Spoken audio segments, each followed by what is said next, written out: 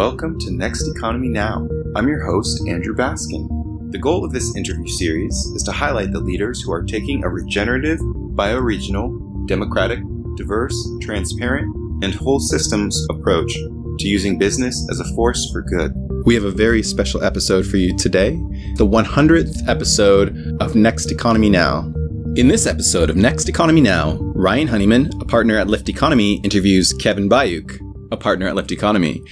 Our dearly beloved co-founding member of the Lift team, Kevin Bayuk, has his roots in entrepreneurship, having spent nearly a decade starting and growing technology companies and activating projects and organizations that regenerate healthy ecosystems and socially just and joyful environments. After immersing himself in all aspects of starting and growing companies, Kevin focused his attention on learning about and teaching ecosystemic design.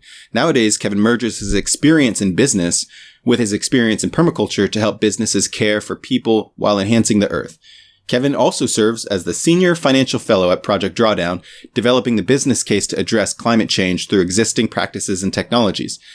He frequently teaches classes, workshops, does public speaking, facilitates meetings, plans events, and provides one-on-one mentoring as a founding partner of the Urban Permaculture Institute in San Francisco. Kevin has helped design and start food security gardens and public learning experiences intent on reminding people that we too are nature. Kevin has raised millions of dollars to capitalize business operations. He's led teams of more than 30 employees and can speak well to the benefits and pitfalls of raising capital and the many paths of growing a business.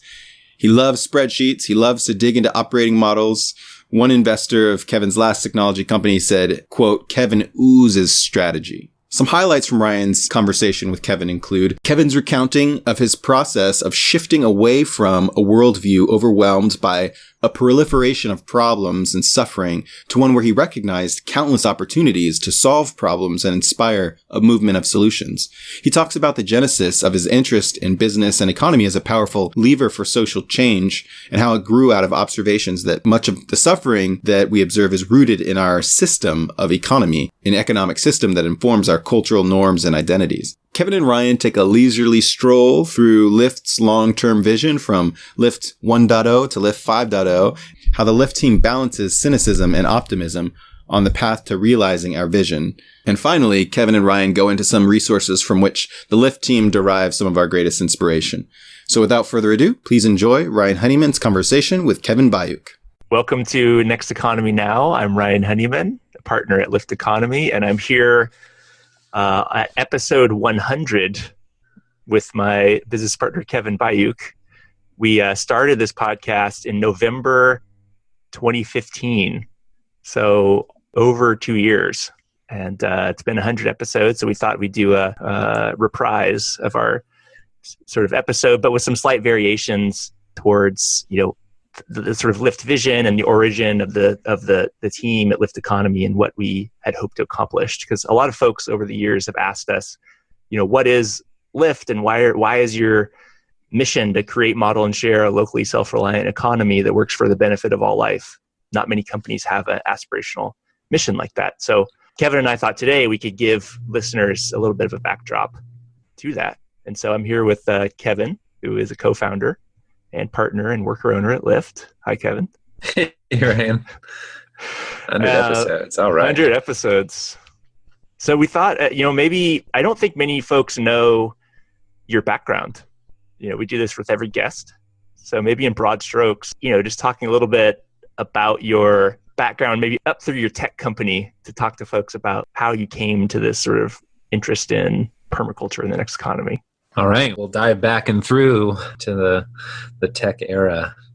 And I guess the setting is the Bay Area in the mid-90s, kind of the Netscape had just kind of happened, and there were a lot of young people making money. And at that time, I was living with some friends who we had an intention to make movies, but none of us had any money.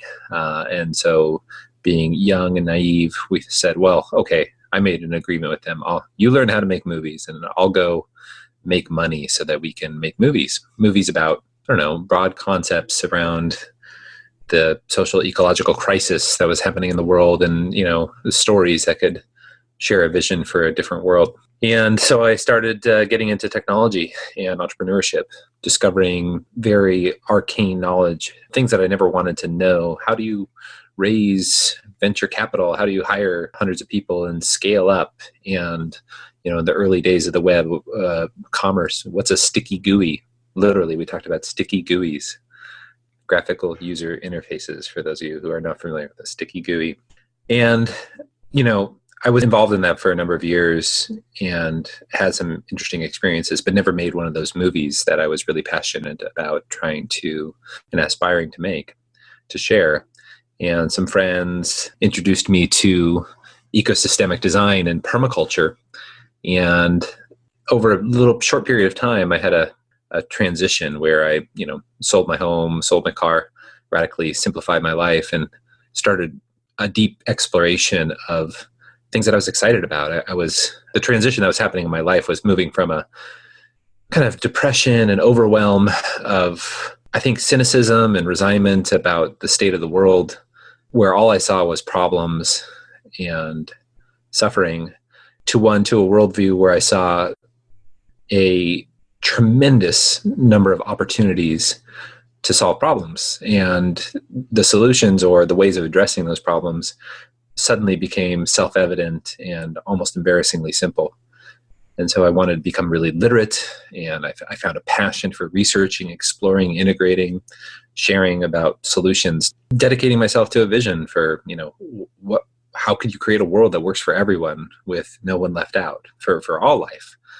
What would that world look like? And how would it become manifest?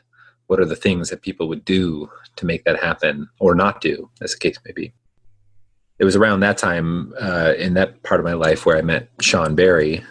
He had started a NGO called the Urban Alliance for Sustainability, and we were operating as a kind of a collective or a cooperative, and developing our mission, our theory of change, and seeing how we could inspire a movement of solutions, as we talked about it at the time. And we tried a number of things and learned a lot.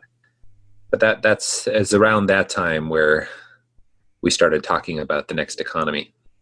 Yeah, so this sort of, you had these sort of inclinations towards something different, and you met Sean, and then Sean had already started being interested in sort of business coaching and systems.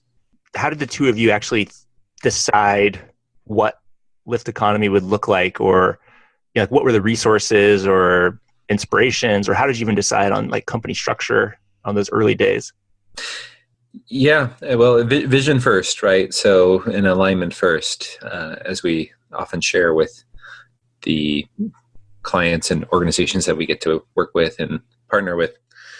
The genesis of kind of our interest in business and enterprise and economy as a lever for change just comes out of some observations that might be self-evident to a lot of us. If you look around the world and you see suffering, whether it's environmental suffering and degradation, destruction, topsoil loss, species extinction, gross emissions, climate change, every major ecosystem in the world is in radical decline, or human suffering, hunger, and, thirst, and homelessness, and poverty in general, and inequity, and the structural inequities of the world.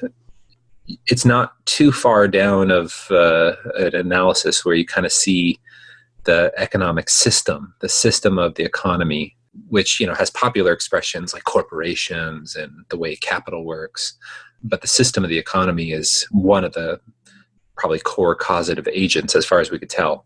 And so in the work that we were doing as a nonprofit with Sean, we found that some of the most exciting areas where we saw what we thought was like progress or change or transformation was happening when we were working with worker-owned cooperatives and local small businesses that were authentically dedicated to a vision for doing business completely different than the norm of how an enterprise would operate.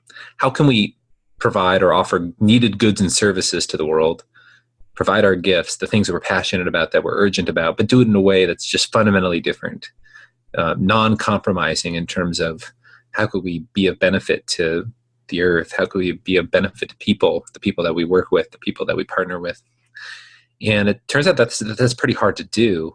And we met a number of these entrepreneurs and courageous leaders who were trying to do that. And both Sean and I had a an alignment for recognizing that the economy and business seem to have this important role to play in transforming the larger cultural norms and social structures, and even the deeper story of who we are and identity as people, to enable this world that works for everybody. And we became interested in this idea of, okay, how can we be of service to the emergence of that next economy?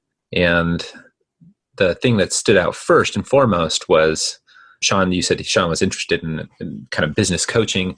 He kind of recognized that with his experience in running worker-owned cooperatives and running business, that he was going to be able to be of service. And I had similar experiences, and we met these entrepreneurs who were running these companies, and by and large, they were passionate and dedicated, but a lot of them were missing some of the kind of experiences and knowledge about how to grow an enterprise or run a business or hire people or access resources or make decisions that are in alignment with their values, when the default decisions are kind of along the lines of the business as usual economy. And so we said, well, okay, we know we can probably be of service and create value there. Let's try that on.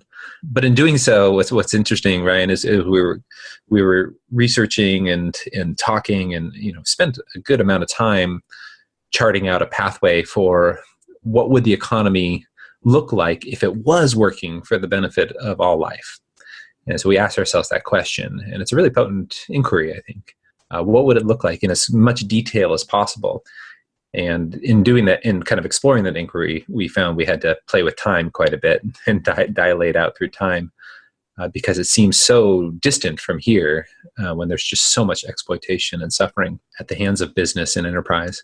So we started talking about, well, what would a 500-year plan be?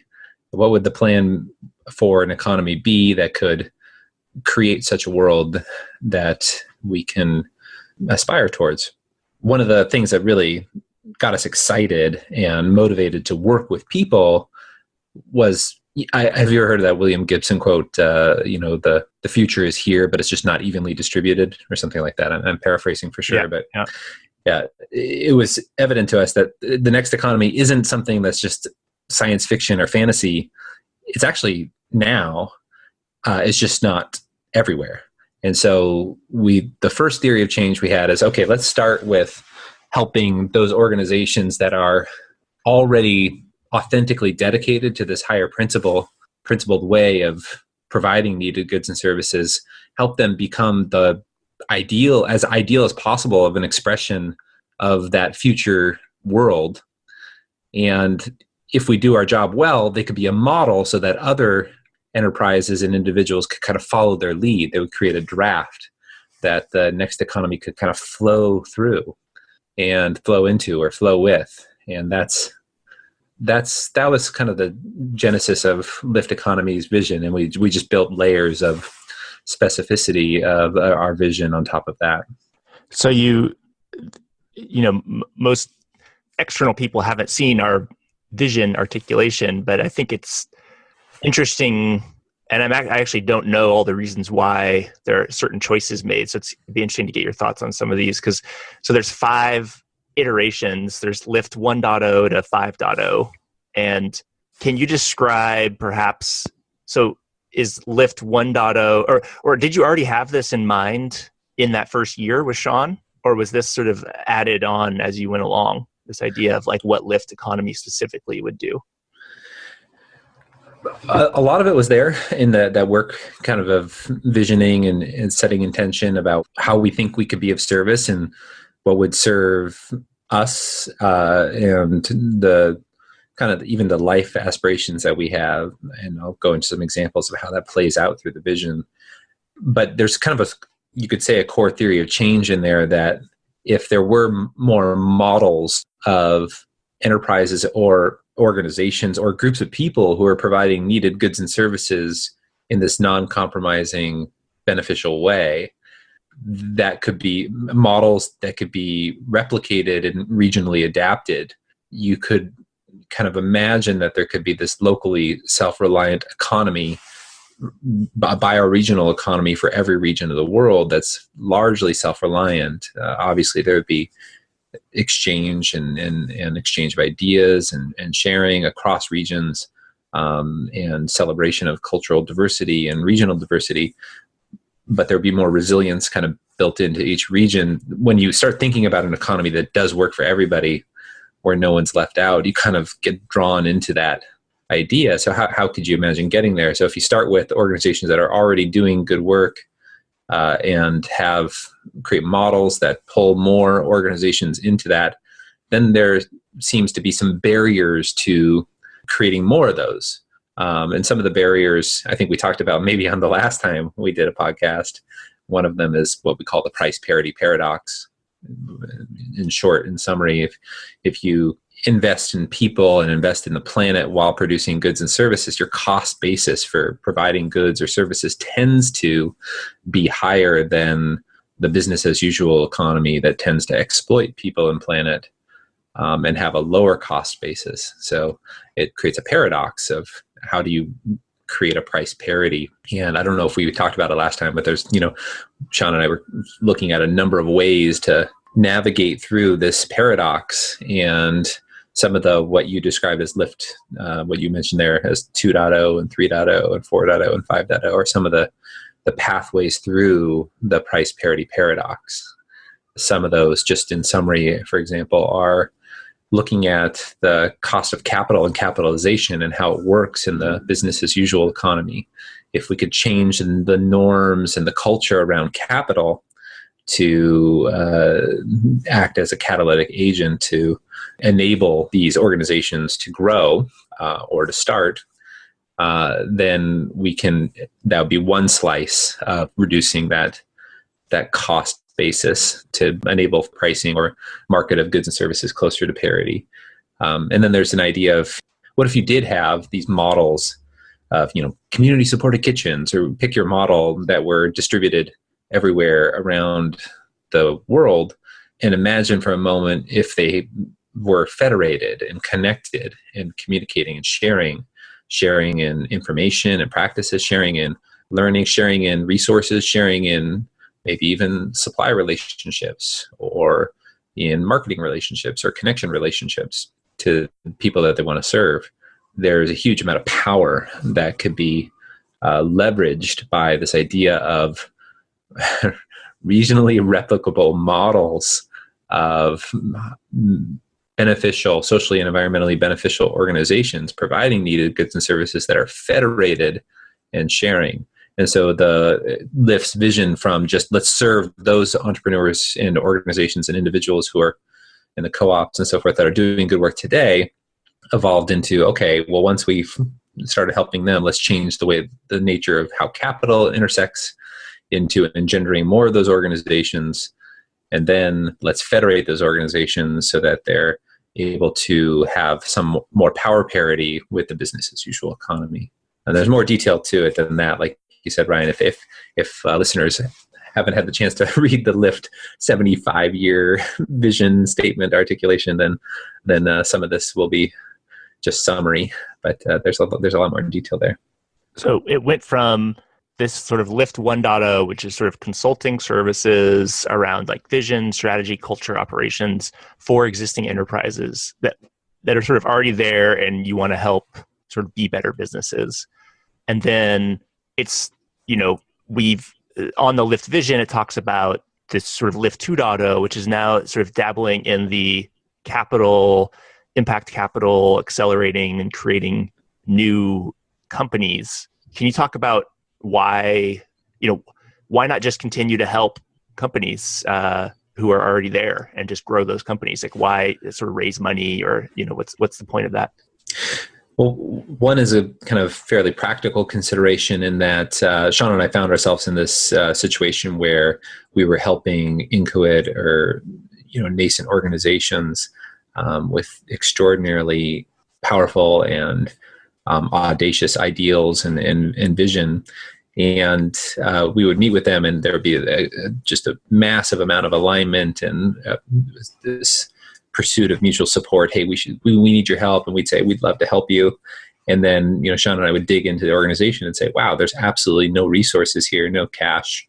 And Sean and I want to help you, but fee for service doesn't make sense for us to actually be consultants at the stage you're at. And that happened a lot. So we did a lot of pro bono work in supporting these small organizations to help them at these early stages. And so one thing, and in doing so, there's some consistent observations. For example, some of the most inspiring organizations we worked with were founded by women or persons of color. And, by observing their experiences, we saw that oftentimes there was either outright or at least a residual kind of categorical exclusion of those entrepreneurs from kind of the capital stack by either investment culture or, again, these residual structural racism and structural sexism kind of barriers.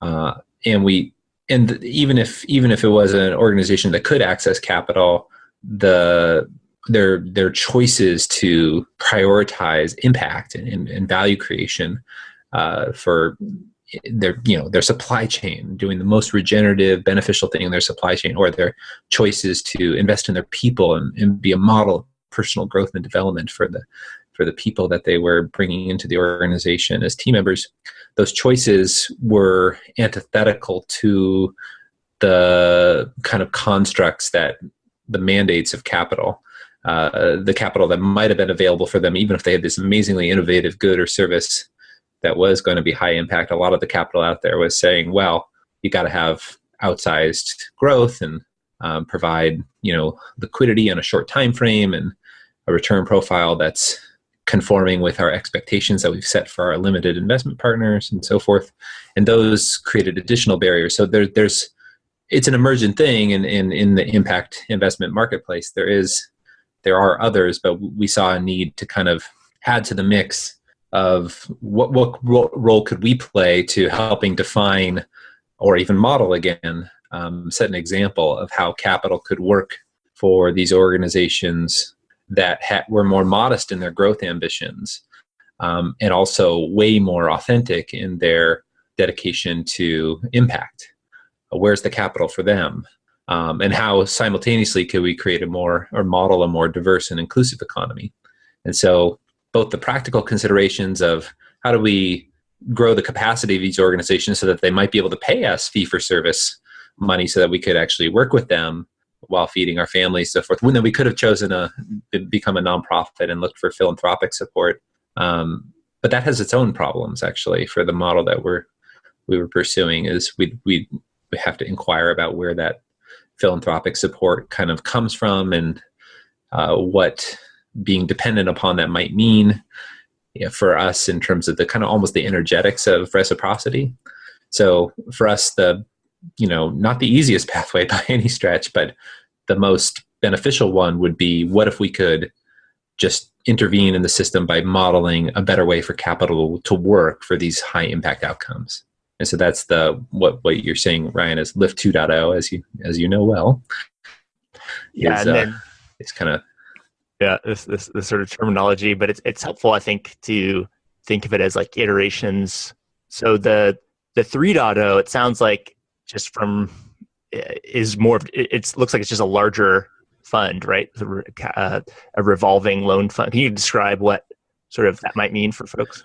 Yeah, I think it is more of another iteration on it, an elaboration of this kind of the restructuring of the culture of capital, taking the pilot of testing Lift 2.0 and creating more evergreen structures where there's a entry point in for investors or a pool of investors, maybe quote unquote retail investors who can crowdfunding. So accessing different asset classes in different parts of kind of the world of capital, kind of the public equity at large, and leveraging that into a fund that maybe still provides returns, but the returns could be cycled and revolved back into generating more beneficial impact and transformation of the economy. And so Lift 3.0, which, as you know, Ryan, we're kind of teasing some of that right now. It's still a little bit in the future. is kind of an exploration of what are the ideal models that could prioritize the outcomes we want to see at a little bit larger scale than the Lift 2.0 and different structures. And, as you know, per our way of operating, I can't tell you exactly what that looks like because there's a healthy amount of trial, error, sensing, responding, and development as we go. Yeah. And this is, so as we get into like Lift 4.0 and 5.0, it's sort of very speculative, but, I like the idea of you and Sean sort of creating the detailed vision, because I think it helps us navigate. So Next Economy Coalition, so Lift 4.0 is you said timeline here is 5 to 75 years. I like that. Hedging. And this idea of emphasis on transactions between regional social enterprises. You broker relationships to stimulate a robust, replicable regional economy. You work on replicating in other regions, coalition building. One question listeners may have is, what's the beef that Lyft may have with something like Seventh Generation or like Patagonia or like some of the companies that we think of as impact? There, Seventh Generation isn't regional to Vermont, and Patagonia is not just a Ventura company. They sell everywhere. So sure. How does that how do those types of companies fit into like what Lyft sees as the future vision of the economy? Yeah. Well, the vision, the role that those organizations are playing kind of fits into this kind of story of transformation of the economy. One thing that we observe directly and might be self-evident to listeners who have seen this is when people kind of jump, if you will, fully into reinventing the norms of culture or the economy, it becomes a pretty isolated, lonely space pretty quickly, maybe culturally invisible. There's very little personal security, very little resources. If you're trying to engineer and test and experiment or midwife in the kind of the new of what you see as possible. In fact, the character of the archetype of the person who kind of does that, they tend to be very courageous, but sometimes there's personality types that create communication barriers, and sometimes they're a little bit thorny as characters, but certainly courageous, and we celebrate that work.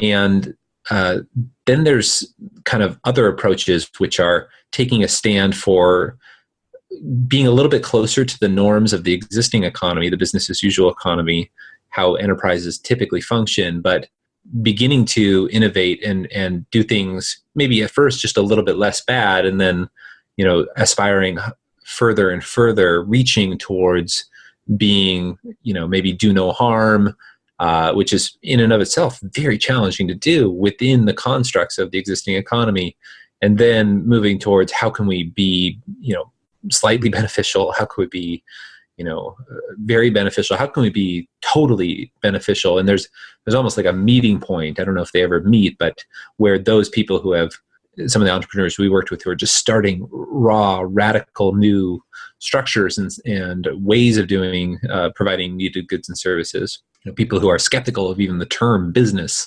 where that kind of intersects with some of the Seventh Generations or Patagonias. And so, right, the way Lyft holds that transformation, or that what's happening is that these Patagonias and Namaste Solars and Seventh Generation, great organizations that are doing really, really important work by taking a stand for that less bad, or do no harm, or even as beneficial as possible economy, trying to model better behavior. What we see is, whereas if they're not the ultimate expression of the 500-year transition to an economy that works for the benefit of all life without compromise, their work today actually makes the midwifery, the challenging, the courageous work more visible and more resourced and more relevant and more accessible. So they are playing this fairly catalytic role And it turns out it's actually really, really challenging. We, as you know, Ryan, we've had the pleasure of working with some of these organizations and working with the leadership and finding the leadership kind of, instead of thinking that they are the paragon of what is the best for regeneration or sustainability, I'm finding a lot of humility and a kind of expression like, yeah, we're doing our best, but we know there's a long way to go. And, how could we go even further? How could we play this role of being a model? And so there is this really critical role to play of these organizations, that some of the B Corps, Ryan, that we work with, kind of play this role where they're authentically aspiring to say, what can I do within the constructs of the economy to set a higher bar for impact, and even measure it, and create a community around it. I think that's really important work. This 4.0 kind of, if you said there was these isolated, regionally replicable models of more ideal organizations that are perfect, if you will, or as close to perfect as possible expressions of the principles of an economy that truly was working for the benefit of all life, their power is very limited compared to the business as usual economy, the Walmarts or the Nikes or whatever. And so by connecting them together, federating, creating a field where they are building themselves into supply webs or relational webs of providing needed goods and services in concert with each other, again, is that's one of the critical pathways through the price parity paradox. And I guess I would just posit the way you asked the question. Patagonia, Seventh Generation, and such are making those fields, the field of the next economy around, say, textiles, like the fiber shed work that Rebecca Burgess is doing. That field becomes more possible when Patagonia or VF Corporation or some of the organizations that have taken a stand to support some of that work as part of their impact, that field becomes more possible. So we've started doing some field building, and Lift 4.0 it will emerge into a more concerted effort to create these federated networks of organizations that are trying to reinvent the nature of the economy. I think what's always surprised me is when I was younger, I used to assume that people would are already doing certain things. Oh yeah, there's already a group of investors who are getting together and talking about radical investments in women of color owned enterprises and that are non-extractive in or non-dilutive in their terms. And you just see, wow, that doesn't really, I just have always been surprised at how much power there is in when someone has a good idea to sort of how much power you have to bring it into the economy and sort of push it forward, as opposed to just assuming that someone else has sort of got it covered. Yeah, I fully in accord with that. Just watching for those opportunities and not assuming that anybody else is doing it. And I think it's also the case that we're finding in the field building work that we're doing is whereas it might be true that it's not being done wholly or fully in totally integrated way. I think there's an approach. Sometimes I see people look at field building and see that as maybe something to own. I think what I love about our Lift team and the approach that we're engendering is this idea of okay, we don't need to own this. What kind of facilitative role can we play in helping bring the field together? Because there are some people doing that piece and there's some people doing that piece, and maybe they are communicating, maybe they're not. Let's test it. Let's set a convening and have a conversation. Then we'll check in. How was that? Was that valuable? Were connections made? Are any transactional relationships going to come of this that are going to benefit in mutual support everyone? And tracking that and just almost being really curious about it. So far, the early indicators are that that's going to be a potent part of what Lift, an expression of Lift's value to our mission in the world, hopefully, is to play that curious convener role. The old curious convener role. So let's wrap this vision. So we got Lift 5.0, which is the next economy holding company. So it's described as a holding company for non-extractive exit for next economy companies. It could finance co-op conversions. There could be a local stock exchange. Can you just talk about like what is a holding company and what sort of purpose would it provide in the next economy?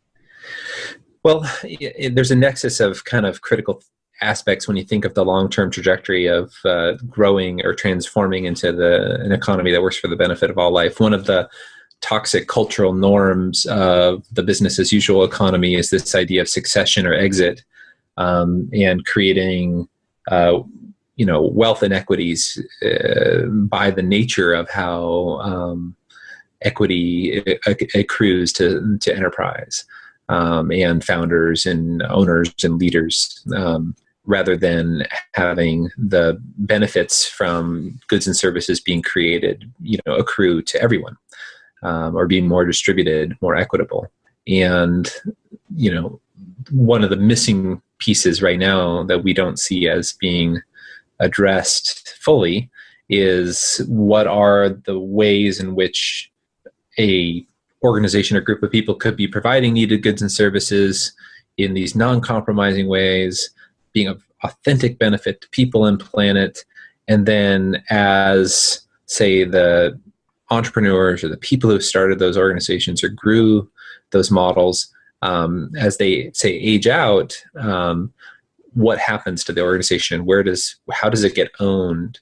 Maybe it's cooperatively owned by the workers or a multi-stakeholder, but what are the possible stakeholders?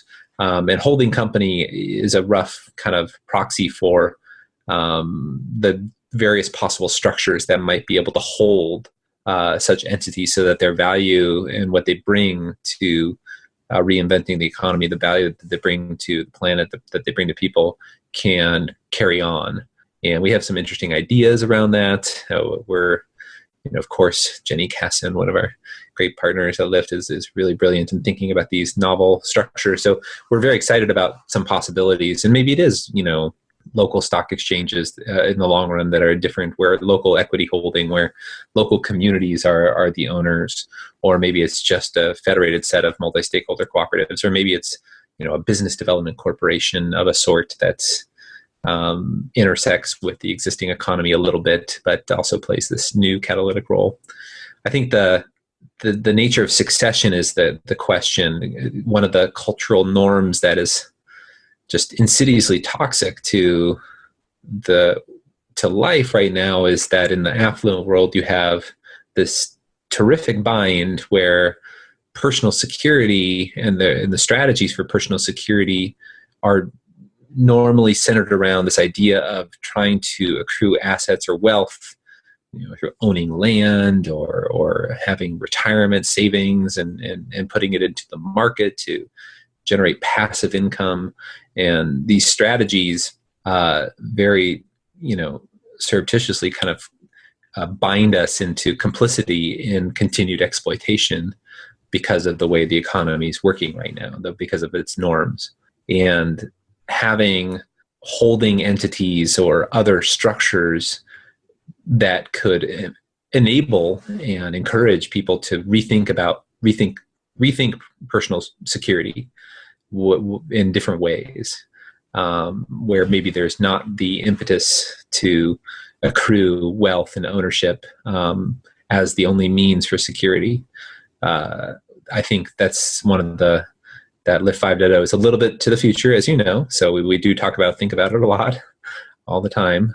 And I'm really excited about it. And we track all these Lyft 1 through 5, as you know, Ryan, but maybe our podcast listeners don't. They're co-emergent. So we stagger them out by number or as if it's sequential, but they definitely kind of come all at once, just maybe at different pacing at different times. And I'm excited about this idea of reinventing. So think of Lyft 5.0 as the reinventing of personal security strategies. What would it look like in the economy if your basic motivation for personal security was to reduce your cost of living by securing the resource resiliency of food security, water security, energy security, and shelter, and loving relationships with your community. in the place that you live, so you could really invest as a participant in the place that you reside and abide. And that was your strategy for personal security.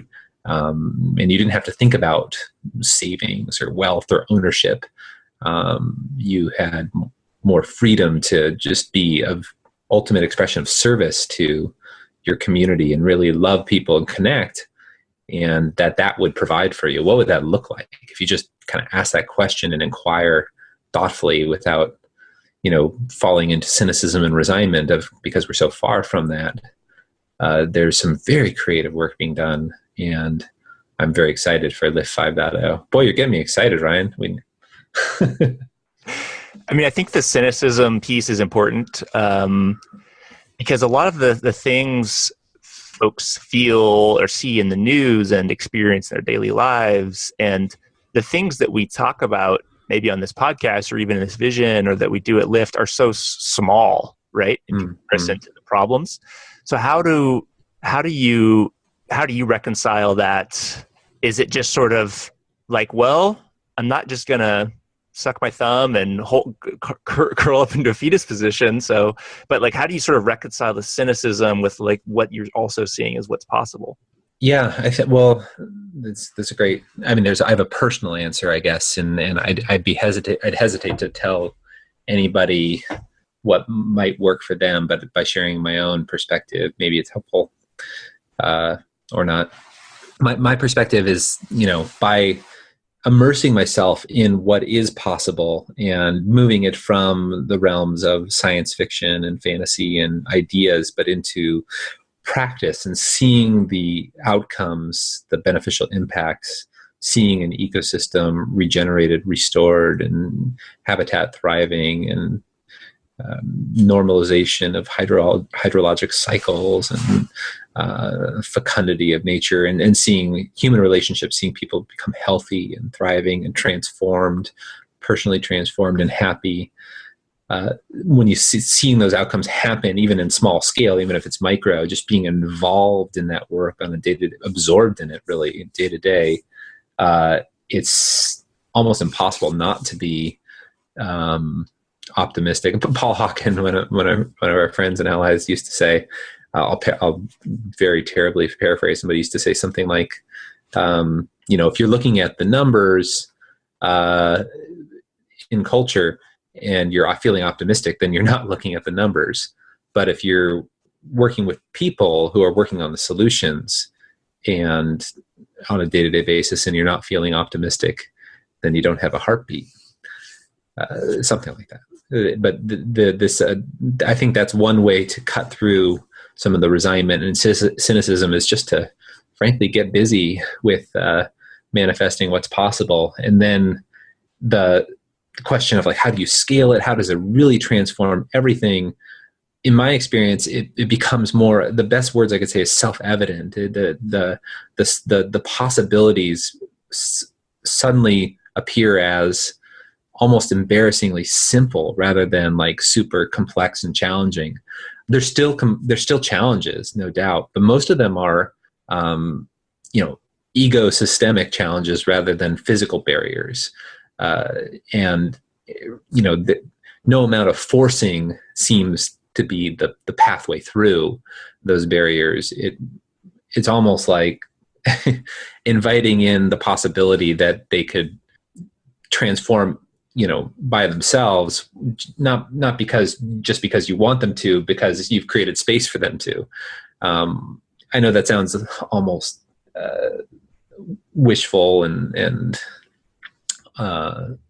maybe naive, and it may be, but if it's something that provides energy and motivation and creates the enormous wealth of happiness and joy that comes from being of service to life, then I'm happy to be somewhat naive in that way.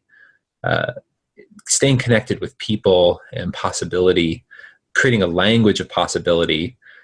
In my experience, it keeps me imagining that things are very generative, and acknowledging that I think everybody on the Lyft team, right, has their days where some of the cynicism and some of this just the incredible grief and sadness of what's happening sinks in, and then having mechanisms to catch ourselves and reconnect. And it's really through people and allies creating a field, a place to go where it's okay to express that and then refocus and find that place of joyful service. And I also, one more thing, Ryan, for me, maybe know this about me, but for the listeners, and again, this is just my personal take, is I'm not attached to the outcome, right? If we don't make it to the 500-year plan of an economy that works for the benefit of all life, obviously, like I'm driven by that possibility and I'm excited by it. And if we don't make it, it's okay, or that's not why we're doing it. One of my colleagues in permaculture at the Urban Permaculture Institute, David Cody, he says, if it's not fun, it's not sustainable. So I think finding the joy in pursuing a vision of a world that works for everyone with no one left out, where that's authentically joyful, that is, I think, for me, the cleanest cut through of the cynicism. It's like, it's all of a sudden these really dramatic problems are, it's almost like we created them for the joy of untangling them. I mean, that's maybe an overcorrection, but it's something like that. Can you point folks to resources that have inspired you to sort of take that the higher road and sort of not feel too, Project Drawdown, probably looking at solutions to climate change, Charles Eisenstein, sacred economics, like who are some of the sort of foundational, like if folks maybe know about Next Economy or they're interested in it, what are some like foundational resources they should maybe look to kind of learn more about what's possible in the space? Yeah, some of what you mentioned, the work of Paul Hawken and Charles Eisenstein, but there's really a lot. So it's for me personally, I've been inspired by the permaculture movement in general, David Holmgren, his writing and thinking, and I always had the distinct privilege of learning from him as a student, so that the whole pedagogy of permaculture has deeply influenced me in seeing the world as a litany of possibilities and solutions. There's, some authors that, everybody from Jane Jacobs to Marjorie Kelly to Lynn Margulis and others that just have resonated over time, sharing a vision that have inspired this possibility of a world that's different. Schumacher comes to mind. I'm going to start looking around my room and look at the look at the books on my shelf. But those definitely Charles Eisenstein, I think, is one of the more erudite thinkers today, thinking about kind of the economy and culture and those intersections. Yeah, those are some. I think if I were to talk about like some of the authors or writers or thinkers who are past, but who really inspire kind of the worldview that enables, that I think, I guess, really lights up my focus on service, would be, Joseph Campbell or Alan Watts or even Robert Anton Wilson and some of those characters. Their perspective, I think, provides a lot of freedom for me to feel excited about transformation and different possibilities. So they're some of my intellectual heroes. Awesome. What about you, Ryan? Frederick Laloux, mm-hmm. Reinventing Organizations. So good. I've just a lot of classical literature. Like, oh man, yeah. It's funny. Sometimes I find inspiration in sort of not reading about the solution, like not doing too much nonfiction, sort of like in it, trying to find solutions. Like I think part of the value is also sort of like stepping back and into like some of the classical fiction. So, like even like Huckleberry Finn and like, like Tom Sawyer, like, so that it's just like, I'm just really inspired by like, classics that sort of take you away from sometimes like being too immersed in problems. So. Just thought of another one. Oh gosh, and it's just in my favorite economist. She worked on kind of commons theory. Gosh, and now I'm forgetting her name, but I'm sure Andrew will put it in the podcast comments.